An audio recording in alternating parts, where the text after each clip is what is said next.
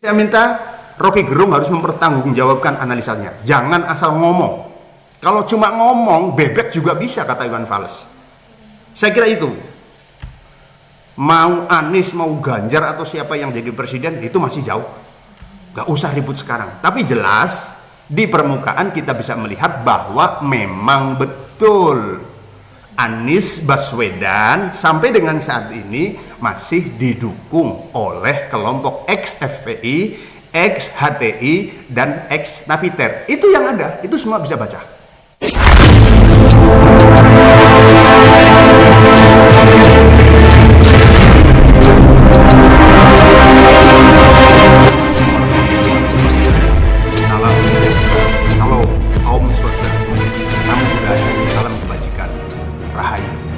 Sekalian sebangsa dan setanah air, kita dibikin kaget dengan pernyataan yang disampaikan oleh pengamat politik Rocky Gerung. Beliau menyatakan bahwa aksi demo yang mengatasnamakan FPI Reborn dan deklarasi Anies Baswedan sebagai calon presiden tahun 2024-2029, di mana di dalam deklarasi tersebut terdapat insiden bendera yang selama ini dikenal sebagai panji atau bendera kehormatan Ormas Terlarang Hizbut Tahrir Indonesia, itu adalah kerjaan Ganjaris dan atau kerjaan intelijen. Saya kira ini analis yang sangat-sangat mentah dan harus dipertanggungjawabkan secara hukum. Tidak bisa kemudian seorang yang mengatasnamakan dirinya sebagai filsuf main tembak begitu saja tanpa data yang jelas. Untuk lebih jelasnya, mari kita ikuti apa yang disampaikan oleh Bung Rocky Gerung tersebut. Kalau di ujungnya orang langsung tahu ini kerjaan Ganjaris, ini pasti begitu kan.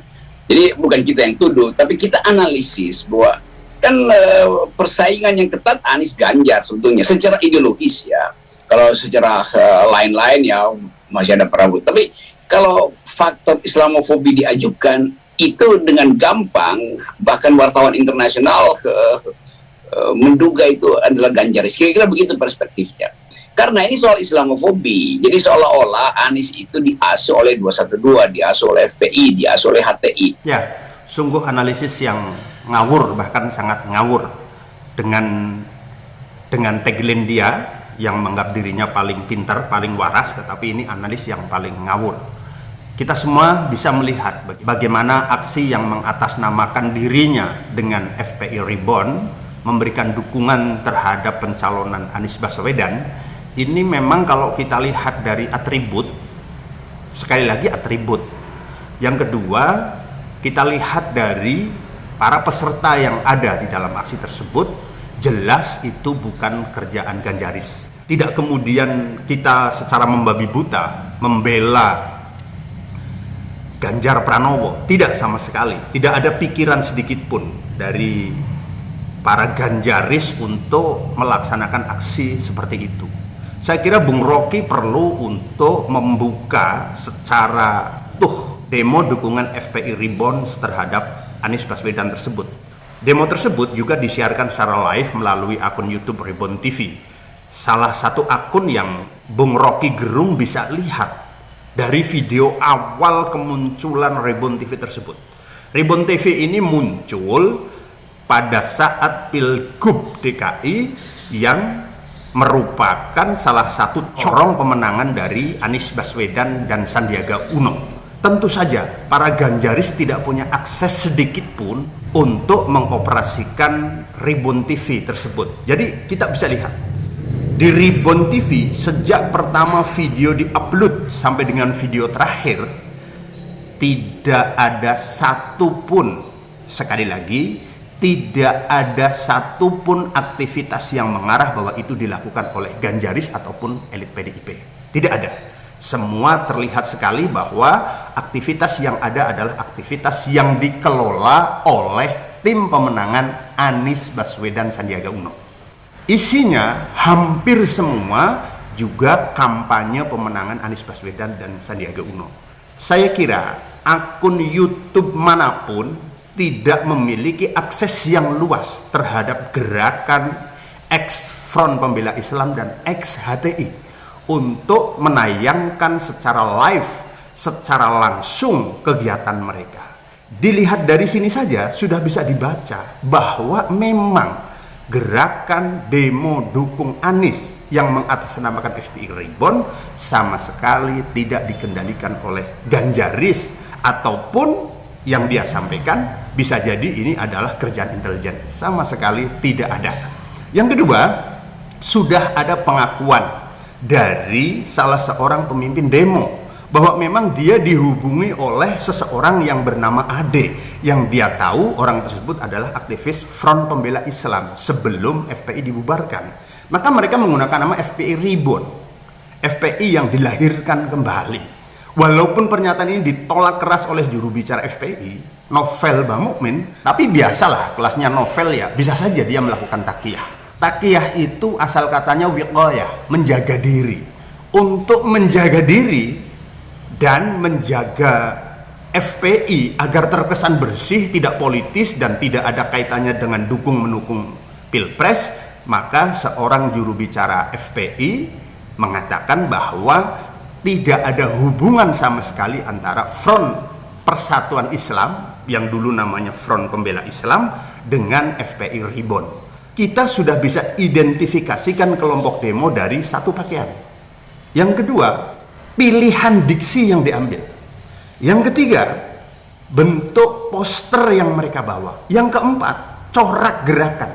Kelihatan sekali bahwa aksi demo dukungan terhadap Anies Baswedan sebagai calon presiden tahun 2024 tidak ada yang kemudian itu identik dengan apa yang biasa dilakukan oleh teman-teman Ganjaris ataupun teman-teman pro demokrasi yang lain.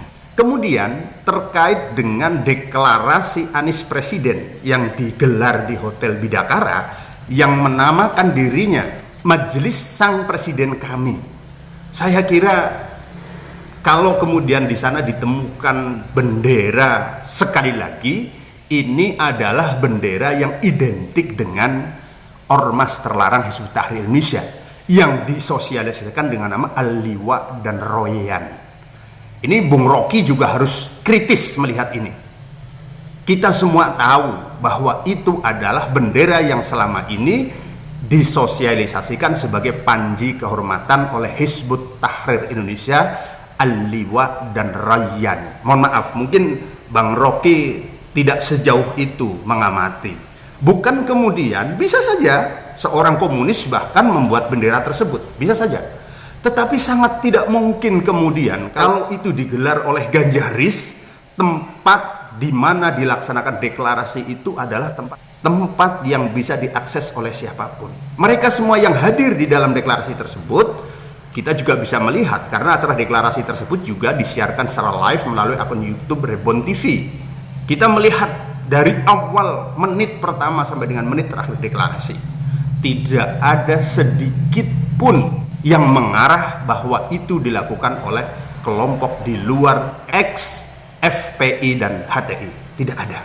Kita buka satu persatu. Sebelumnya, kebetulan kami sudah mencoba melihat dari sisi penyelenggara. Penyelenggara kegiatan tersebut mengatasnamakan dirinya LSM Damai. Jadi Bang Rocky ini harus mencari apakah LSM Damai ini salah satu LSM yang dapat kucuran APBD Provinsi DKI atau bukan? Coba ditelusuri Bang Rocky.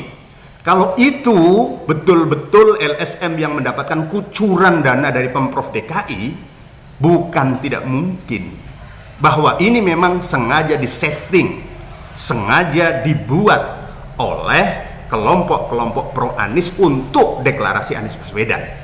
Kemudian dari sisi yang hadir, hampir semua yang hadir di dalam deklarasi dukungan Anies tersebut, dan itu dibacakan secara terbuka oleh pembawa acara, nama-nama yang mereka semua yang disebut mewakili, mohon maaf, kalau tidak ex FPI, ex HTI, ex narapidana terorisme atau masa-masa mereka. Ada satu nama yang itu tidak ada kaitannya dengan FPI dan HTI, Nyair Taufik Ismail, yang diberi mandat untuk membacakan syari tilawah. Tetapi yang lain Nama-nama yang didaulat untuk membacakan deklarasi itu kita bacakan. Ada Habib Hamzah bin Hussein As-Sigaf. Beliau ini saya kira cukup dikenal sebagai ex-aktivis Front Pembela Islam. Ada Syekh Wafi bin Najib Abudan, ini juga ex-FPI. Kemudian ada Ustadz Zainal Muttaqin, ini dicantumkan sebagai ex-narapidana terorisme. Kemudian Ustadz Haji Abdullah Gadir, ini juga kenal lah saya kira, ex-FPI. Kemudian ada nama Usman Adnan, salah satu aktivis organisasi ex Hizbut Tahrir Indonesia. Ini yang mewakili para hadirin yang mendeklarasikan pencapresan Anies Baswedan.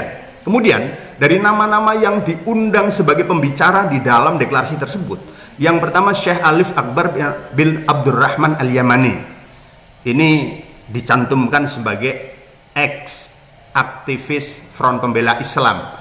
Kemudian ada Ustadz Wandi Supandi, ini ex narapidana terorisme. Kemudian ada Ustadz Kartono, ini juga disebutkan sebagai ex napiter.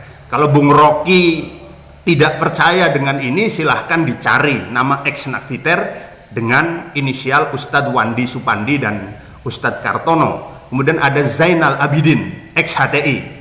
Ini orang yang memprotes ketika ketua pengacara dan jawara bela Islam meminta agar bendera yang mirip dengan bendera ormas terlarang diturunkan.